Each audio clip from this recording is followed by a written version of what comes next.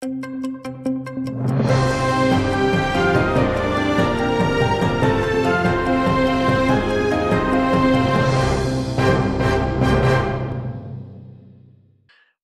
Югары Шурада капаржылыкка каршы Милли бюронун ве капаржылыкка каршы ихтисаслаштырылган прокуратуранын мустакылдыгын тиклемек акында канун лейхасын жедвелге алдылар.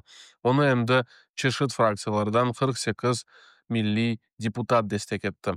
Канун лейхасына көрө эң yüksek себеде капаржылыкка араштырган эсас органларга мухтарлык кайтарылмасы көздө тутула.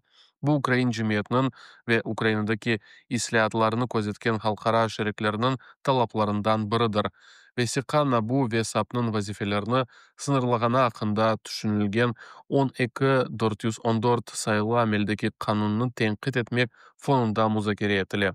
Парламент шымды эм бу канун лейхасыны эмди альтернатив теклифлерини бакмага азырлана.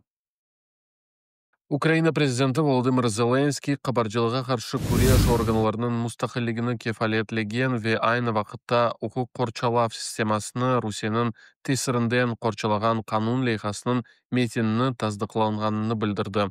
Bundan evvel Набу ve САП президенттин бу тешибүсүнө якалап, ВСК üzerindeki иштерге кошулмага азыр олганларını билдирдилер. Франкистан президенти Эммануэль Макрон ve Авропа Шурасынын президенти Антонио Кошта Владимир Зеленскийни 12.414 санлык кабгалы канунну имзаламамага чагырайды. Олардын фикрине көрө, бу канун кабаржылыкка каршы күреш идарелеринин мустакылдыгын боза. Бу акта менбаларга эсасланып, Financial Times газетасы хабар этти. Авропа бирлиги жол башчылары Зеленскийни ажеле суретте телефон этип, оны канун кабул этмемеге инандырмага тырыштылар. Бу арада Британиянын баш назири Стармер Украинага кабаржылыкка каршы жаңы канунларны азырлауларда эксперт жардымынын темин этмеге теклиф этти. Украинанын кабаржылыкка каршы Милли бюросу президентинин карары эле 2015 сенеси апрель айында тешкил этилди. Ол вакыттан бери 2025 сенеси февраль айына кадар ресми маалыматларга көрө орган 274 адамга каршы 205 кабарлавны темин этти. Олардан 140 керчектен де махкум этилди, 42 шымды жазаларны кечирелер. Шубелі ve кабатланганларынын базалары Украинадан тыш жерде да кыдырыла. Кайдетмек керек ки, тишкирүүнү айны Набу алып бара, ама жазаларны кабаржылыкка каршы юкары махкеме чыгара. Кечкен кече Русия аскерлери Украина территориясына 4 ракета ve 103 уджум дронларынан уджум этти. Аба күчлеринин маалыматларына көрө 90 дрон ve 1 ракета жок этилди, яда бастырылды. Ләкин 13 дрон ve 3 ракета 11 жерге урулды, да 6 жерде калдыклар кайд этилди. Харкив, Одесса, Сумы, Николаев, Донецк, Черкас ve Запорижье вилеттерине зарар келди. Харкивде en azdan 33 адам яраланды, олардын арасында 2 бала бар. Bir kadının алы son derece ağır. Şehirde felaketli vaziyet ilan edildi. İyul'un 23'te azat etilgen Ukrayn cenk esirleri arasında Ukrayna TRO 139. batalyonunun askeri Arslan Annaev de бар. O Nikolaev vilayetinde doğan, Kırım'da yaşagan cenkten evvel Житомир vilayetine koçup kelgen. Onun kaytkanını Onur arkadaşı Katerina ilan etti. Instagram'da emosyonel haber yerleştirdi. 787 kun beklev ve nihayet evdesin. 2023 senesi Mayıs ayında Annaev Kupinsk tarafına gayip oldu. Onun çok vakit gayip olganlar cedvellerinde vesikalı şekilde yazılgan idi. Endi o kaytıp geldi. Bu ise onun korantası ve Berdichev cemaati için hakiki kuvvançka çevrildi. 2025 senesi başından beri Ukrayna mahkemeleri hem de Kırım'dan 5 mahkemecini işgal için mahkum ettiler. Bu haqda Kırım Muxtar Cumhuriyeti'nin ve Akhyar şehrinin prokuraturasına esaslanıp Zmina İnsan Hakları Merkezi bildirdi. Epsolu prokuratura 25 şimdiki mahkemecini ve da 218 sabık işgalci organlarının işbirlik yapkan mahkemecine karşı ayıplav arizasını yolladı.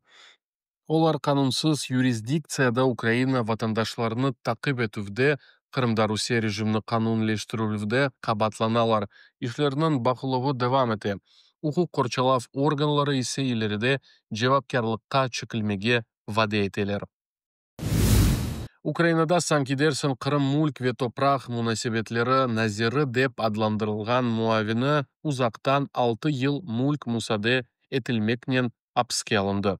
О 2022 senesi толуу жеңг башлагандан эвел өз вазифесini башлады.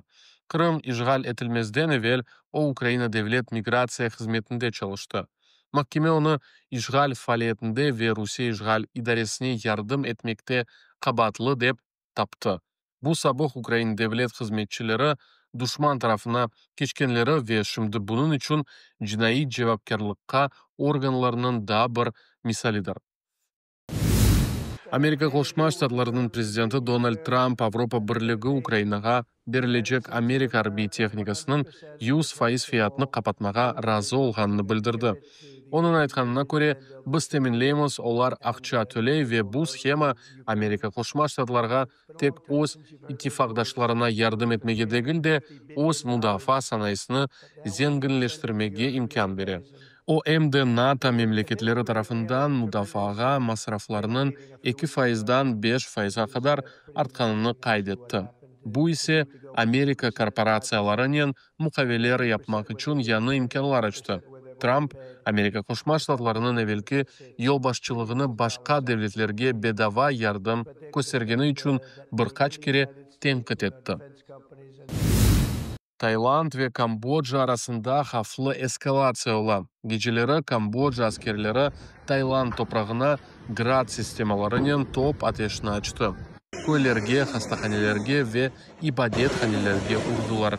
Buna cevap olarak Tayland F-16 yok edici uçakını avaga çıkarıp Kamboджa'nın harbi obyektlerine hücum etti. En azından 12 Tayland'ın sakini öldürüldü da onlardan adam yaralandı. Sınır regionlarından 40 binden ziyade adam evakuasiya edildi. Memleketler sınırını kapattılar. Elçilerini çağırttılar ve askerlerini çıkarıp başladılar. Çatışmanın sebebi bir asırdan ziyade devam etti. Kara sınırının belli olmayan kısımları üzerindeki davalardan ibaret.